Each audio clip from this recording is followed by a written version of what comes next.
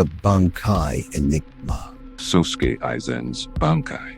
For years, fans have debated what power his ultimate release holds, especially since we've never seen it in the manga or anime. Most Bankai seem to augment a Shinigami's Shikai, increasing its power, area of effect, or adding new skills. But Aizen is different.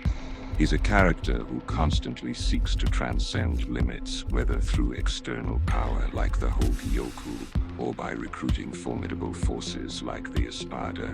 His ambition is anti-authority. He wants no one to control him, pursuing ultimate power to achieve complete self-determination. Given his desire to evolve beyond the need for such augmentations, it's unlikely his Bankai is simply a stronger version of his Shikai. Aizen isn't afraid to win battles through illusions. In fact, he's a master of deception. So what could his Bankai truly be?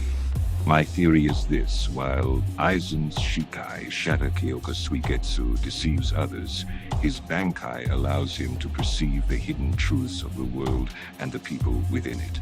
Deconstructing Kyoka Suigetsu. Deception and perception. Let's break down the name Kyoka Suigetsu, mirror flower, water moon.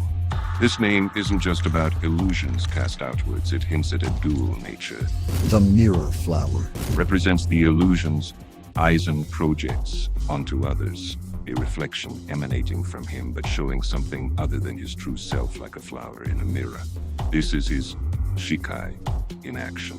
The water moon symbolizes the illusions of reality as viewed by Aizen, the moon's reflection on a pond, intangible and constantly shifting. This suggests his Bankai grants him a unique form of perception, allowing him to shatter these perceived illusions and see the fundamental truths that underpin reality and human nature. This power of perception explains Aizen's uncanny abilities throughout the series.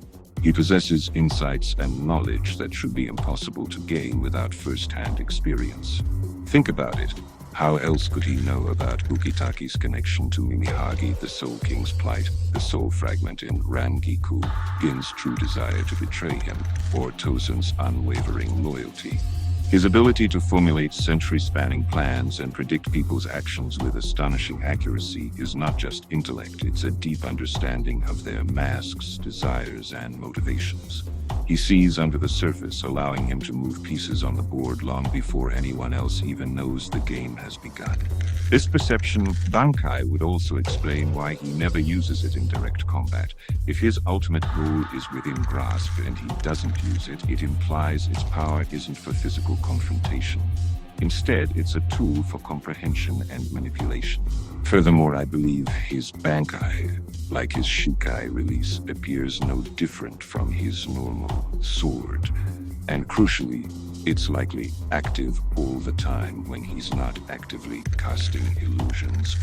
When Shinji asked Aizen when he started using Kyoka Suigetsu, and Aizen cryptically replied, "When did you think I wasn't using Kyoka Suigetsu?" This implies a constant passive ability that affects his perception, allowing him to observe and scheme without needing to activate it in front of others. Tybw revealed that Aizen's Bankai requires the target to be under the effects of his Shikai. Since anyone who has seen his Shikai release becomes permanently susceptible to its illusions, he can activate his Bankai anywhere alone before engaging with anyone, and they would already be under its effects. The Bankai of Desire. This brings us to a crucial point. If Aizen's Bankai is so powerful, why do we never see him use it in combat, even when facing off against ultimate threats like Yhwach? The answer is simple. Its power isn't about direct confrontation. It's a tool for understanding, manipulating, and ultimately controlling the world around him. His Bankai is likely not a visible explosive power, but rather a constant pervasive ability that enhances his perception and strategic influence. This aligns perfectly with his character, a strategic genius who prefers to win battles before they even begin. His constant unseen influence leads me to believe Aizen's Bankai is based on desire and temptation. I propose its name is Tantalize. Kyoka Suigetsu. Think of Aizen as a Luciferian figure, the tempter, who doesn't force his will, but rather exploits the desires and vulnerabilities of others. We see compelling evidence for Tantalize in action throughout the series. First, consider the battle against the Gotei 13. Aizen effortlessly handled multiple captains at once, often with one hand in his pocket. They threw themselves at him with uncharacteristic recklessness, losing all sense of strategy, cutting down their own allies, and being repeatedly cut down themselves. Captain Hitsugaya, normally composed, was blinded by rage, trying to kill Aizen for Momo and foolishly charged in. This irrational behavior points not just to Aizen's Shikai, but to something subtly amplifying their emotions, turning their deepest desires, vengeance, protecting Soul Society, against them. They were tempted into their own downfall. Next, let's look at the climactic battle against Yhwach. Remember this exchange? I was impressed that you were able to adjust to my Kyoka Suigetsu so quickly. I started to feel a strange uneasiness as I was heading here to Soul Society. It was the same feeling I had back when you placed everyone under Kyoka Suigetsu's influence. Quite right. I released Kyoka Suigetsu before you all arrived here. And then, I was able to confirm that my Kyoka Suigetsu could alter even the Almighty's vision of the future. And then, Aizen later states to Yhwach, So you see me as Kurosaki Ichigo, do you? this is crucial. Ichigo sensed something was already active even before the fight started just by being near Aizen.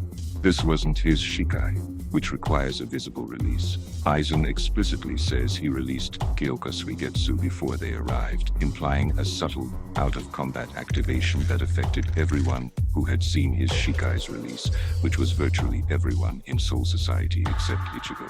Aizen's surprise when Yhwach sees him as Ichigo is telling.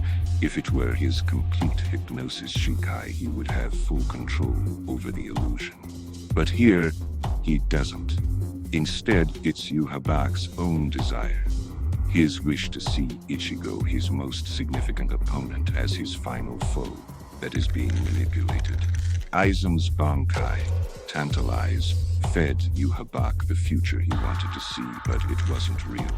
It altered Yhwach's omnipotent vision by tempting him with his own desired outcome, thus providing Aizen a critical opening. Kyoka Suigetsu has been deactivated, I see.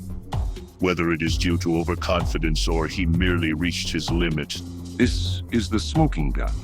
If Aizen's Bankai Tantalize operates by manipulating desires and altering Yhwach's vision of the future, and Yhwach can see all futures simultaneously with the Almighty, then Aizen had to cast his Bankai's illusion across an infinite number of timelines. This monumental, unseen effort would be incredibly taxing, causing Aizen's fatigue and leading to the temporary deactivation of his Bankai. It's a testament to the sheer scale and power of Tantalize that it could even affect the Almighty, and at such a cost. Crucially, Tybw himself has stated that anyone who has attained Bankai can release their Shikai without an incantation. This, combined with Aizen's absolute mastery and potential fusion with his Zanpakuto, means he can silently swap between his abilities. If his Bankai is active, he can seamlessly activate his Shikai to control perception, perhaps even making others blind to the Bankai's own activation. And once someone is under his Shikai's influence, they remain susceptible every time he activates any of Kyoka Suigetsu's abilities. This means Aizen can effortlessly alternate between direct illusion Shikai and subtle temptation Bankai at will, and his targets would be none the wiser, always perceiving exactly what Aizen intends, whether it's an outright lie or a subtly manipulated desire. This also explains why Aizen was fortunate that he never showed his Shikai release to Ichigo. Because Ichigo hadn't seen it, he was unaffected by Tantalize, allowing him to perceive the true reality and fight unburdened by manipulated desires. Muken, growth and absolute control. Beyond the battles, Aizen's time in Muken, the deepest level of the Soul Society prison, offers further clues. Muken is completely isolated, a void where information shouldn't exist. Yet Aizen remains remarkably aware of events in Soul Society, even showing knowledge of Yhwach's invasion to Shansui, stating, Would that be the fresh air of a Soul Society being summarily crushed by Yhwach? How is this possible? If his Bankai is Tantalize, a power of perception and desire, it could allow him to pierce Muken's barriers, observing the outside world and even manipulating events from afar.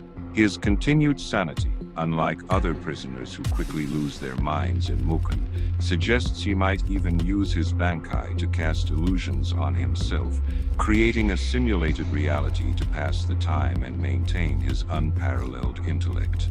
Furthermore, his imprisonment doesn't seem to have diminished his power, but rather refined it. He continued to grow stronger, even casting a full-power Kurohitsugi without incantation while still bound. This constant exertion of his Zanpakuto's released state, whether Shikai for manipulation or Bankai for perception, acts as a relentless training regimen, continuously enhancing his spiritual energy control. He visualizes, refines, and improves, perceiving inefficiencies in his techniques even while physically restrained. This demonstrates a profound synergy between his will, his Hogyoku enhanced being, and his Bankai, allowing him to evolve far beyond normal limits. Now let's revisit Aizen's enigmatic statement to Yhwach during their confrontation. We'd best not waste time pursuing the same goal either. One of us will reach the end of that journey anyway. This isn't just Aizen's characteristic arrogance, it's layered with meaning, reinforcing the perceptive nature of his Bankai. Shared ambition, distinct paths. While both sought to overthrow the Soul King, Aizen knew their ultimate goals differed. Yhwach aimed to create a world without fear of death. Aizen sought a higher level of existence, true self-determination, and a deeper understanding of reality, as he explained in his critique of Yhwach's crusade. Perceptive Insight. Aizen's Bankai, Tantalize, with its ability to pierce illusions and perceive fundamental truths, likely granted him insights into Yhwach's ultimate fate. He wasn't simply guessing, he was observing weaknesses, deducing Yhwach's eventual downfall, perhaps even glimpsing possibilities that Yhwach's own Almighty couldn't entirely control due to his desires. Strategic foresight. This statement is Aizen's ultimate play, demonstrating his unparalleled strategic mind. He's not just manipulating Yhwach's present, he's subtly influencing his future, sowing discord and reinforcing the inevitability of his own ascendance. The puppet master's ultimate weapon. In conclusion, Aizen's Bankai Tantalize Kyoka Suigetsu is not a conventional combat augmentation. Instead, it's the ultimate tool of manipulation and perception. His Shikai, Shatter Kyoka Suigetsu, deceives, creating perfect illusions to control the senses of others. His Bankai, Tantalize, perceives, allowing him to see the true nature of reality, pierce through deception, and most potently, manipulate the deepest desires and temptations of his opponents, turning their own wishes against them. This dual ability perfectly encapsulates Aizen's character, the mastermind who operates from the shadows, understanding the hidden truths and exploiting the desires of everyone around him. His Bankai is the reason for his impossible knowledge, his centuries-long plans, his effortless control over his foes, and his relentless pursuit of transcendence. It's the ultimate weapon of a true puppet master, pulling the strings of reality itself. Aizen never needed to reveal his Bankai in a flashy display because it was already working, subtly, constantly shaping the world and its players to his will. His ultimate power was never about overwhelming force, but about absolute control derived from absolute perception and manipulation of desire.